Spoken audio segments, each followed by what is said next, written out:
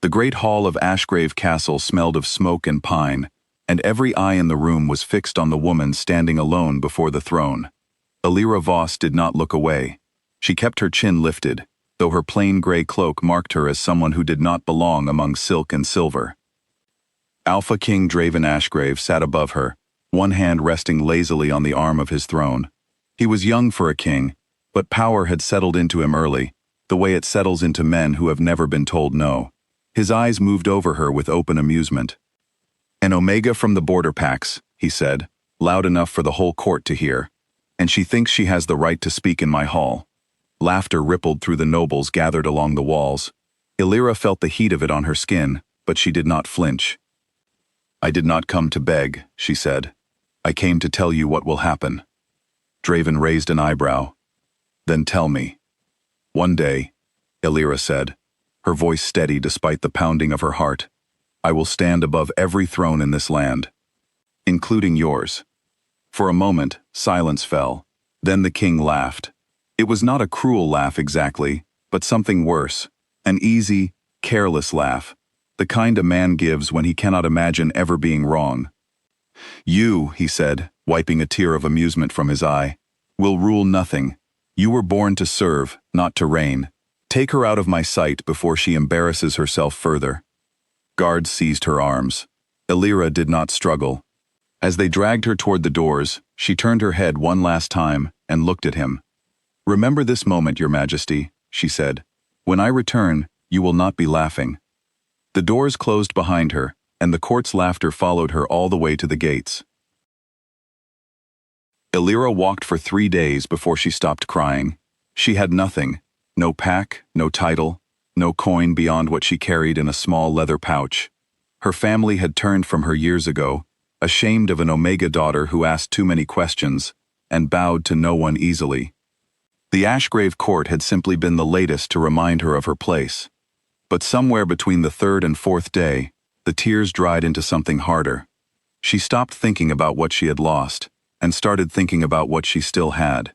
Her mind, her will, and a promise she had made in front of an entire kingdom.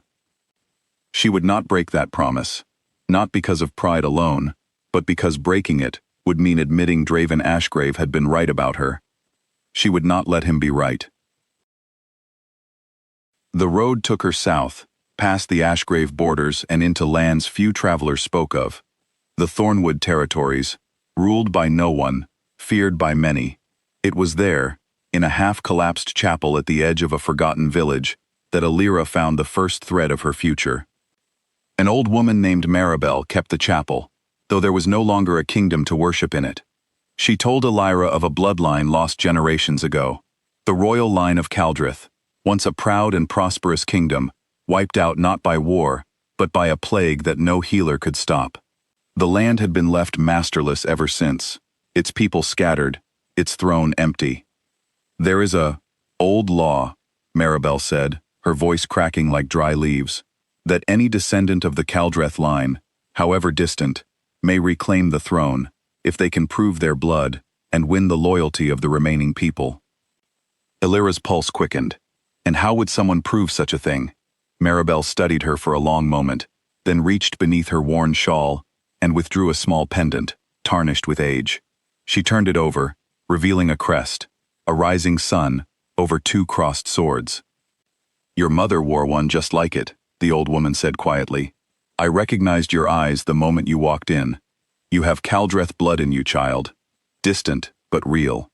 For the first time since leaving Ashgrave Castle, Alira felt something other than anger. She felt purpose. Winning Caldreth was not easy.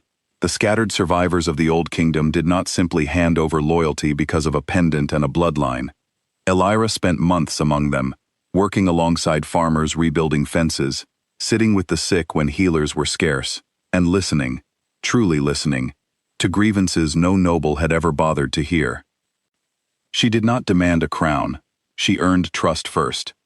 When the remaining council of elders finally offered her the old throne, it was not because law required it, but because the people believed she would rule differently than those who had ignored them for so long. Alira accepted the crown of Caldreth in a quiet ceremony, without fanfare, without armies. It was the smallest kingdom in the land, worn and poor, but it was hers, built on something Draven Ashgrave had never bothered to build, the willing loyalty of people who had chosen her. It was only the beginning. Word of the new Kaldreth queen spread slowly at first, then faster, as neighboring territories noticed something strange. Her small kingdom was thriving, trade improved, disputes were settled fairly. Farmers who had once struggled now had surplus to sell. Where other rulers took, Illyra gave, and people noticed. Rulers of weaker territories, tired of Draven Ashgrave's heavy taxes and careless treatment of smaller packs, began sending envoys to Kaldreth instead. Not to conquer, but to ask for alliance. Illyra welcomed them all, but she was careful. She did not simply collect crowns. Each kingdom that joined her did so through treaty, through fair terms, through genuine partnership. She helped struggling lands rebuild in exchange for loyalty freely given, not forced. Kingdom after kingdom fell into her circle, not through war, but through the simple, radical idea that a ruler could serve her people instead of merely commanding them. 5 years passed this way. Slowly, quietly, Illyra Voss became something the old court at Ashgrave had never imagined possible, the center of a growing alliance that stretched across half the continent. In Ashgrave Castle, Draven Ashgrave heard the rumors and dismissed them, just as he always had.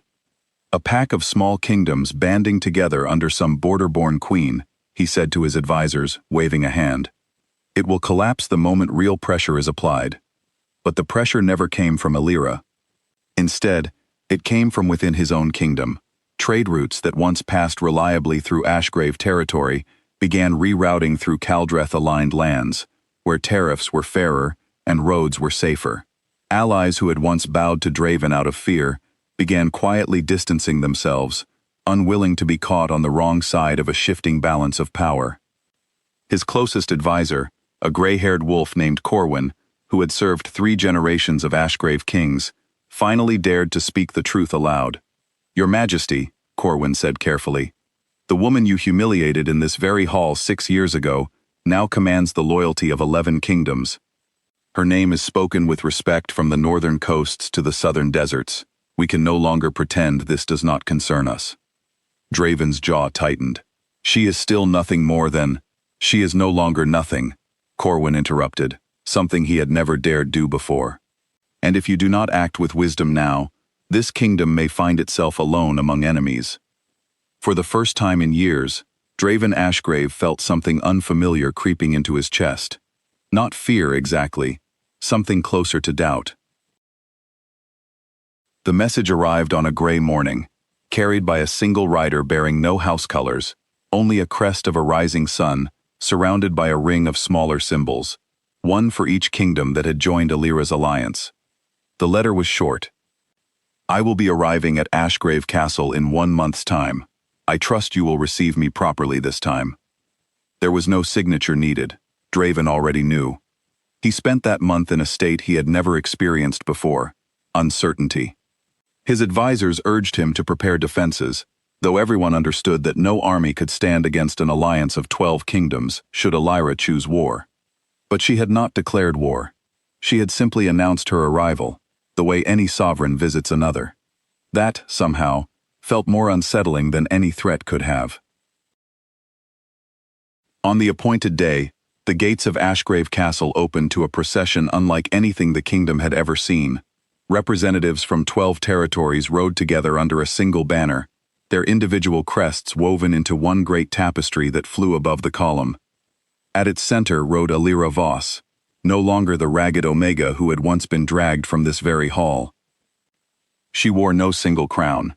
Instead, a circlet of fused metals sat upon her head, forged from pieces contributed by each kingdom she had united. Gold from Kaldreth, silver from the coastal territories, iron from the mountain clans, each metal a symbol of a people who had chosen her freely.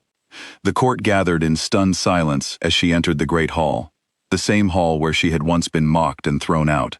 This time, no one laughed. Draven rose from his throne slowly, his earlier confidence replaced by something more careful. He descended the steps to meet her, a gesture no king before him had ever made for a visiting ruler of lesser rank, except she was no longer of lesser rank. Queen Alira, he said, and the title did not come easily to his tongue, unused as it was to naming her anything but what he once had. Alpha King Draven, she replied, her voice calm, betraying none of the years of struggle it had taken to reach this moment. You once told me I would rule nothing. I thought it fitting that you should be among the first to see how wrong you were. The court held its breath.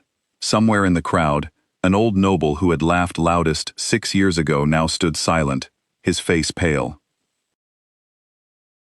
Draven led her to a private chamber, away from the watching eyes of the court, though even there, the weight of the moment pressed heavily between them.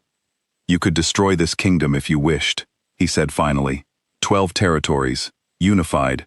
My defenses would not hold a season against you. I know, Alira said simply. Then why come only to speak? Why not simply take what you could easily claim? Alira studied him for a long moment. The arrogance that once defined him had thinned with the years, replaced by something more tired, more human. She realized, somewhat to her own surprise, that she felt no satisfaction in his discomfort, only a quiet sense of closure. Because I did not build what I have out of vengeance, she said. I built it because I refused to let your laughter be the last word. I do not need your kingdom to prove my promise was true. I only needed to keep it. Draven was quiet for a long moment. And what happens now? You have a choice, Alira said. Join the alliance as an equal partner, and your kingdom keeps its sovereignty under fair terms, same as every other territory that has joined me. Or remain apart, and watch as the world moves forward without you. It was not a threat, not truly. It was simply the truth, laid bare the way she had once laid her promise bare before his mocking court. Draven looked at her for a long time, weighing pride against wisdom.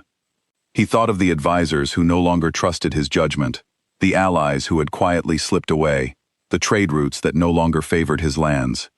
He thought, too, of the woman standing before him now, not the frightened girl he remembered, but someone who had built something greater than he had ever managed with all his inherited power.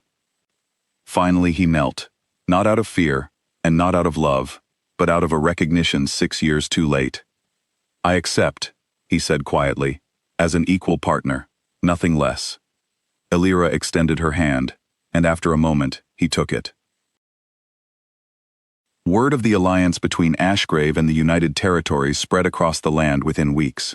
What had once been a fractured collection of rival kingdoms slowly became something resembling peace. Not perfect, not without disagreement, but built on fairness rather than fear. Alira did not rule from Ashgrave Castle, nor did she demand Draven's throne be given to her outright. She returned to Kaldreth, the small kingdom that had first believed in her, and continued to govern it alongside her growing alliance, traveling between territories to ensure each remained heard and valued.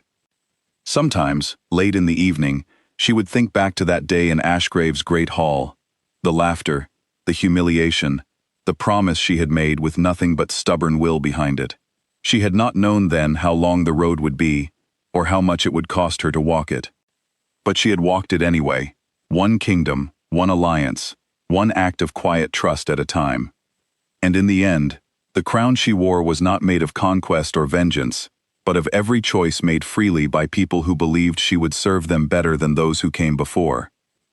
It was, she thought, a far heavier crown than gold alone could ever be, and she wore it, at last, without needing anyone's laughter to prove she deserved it.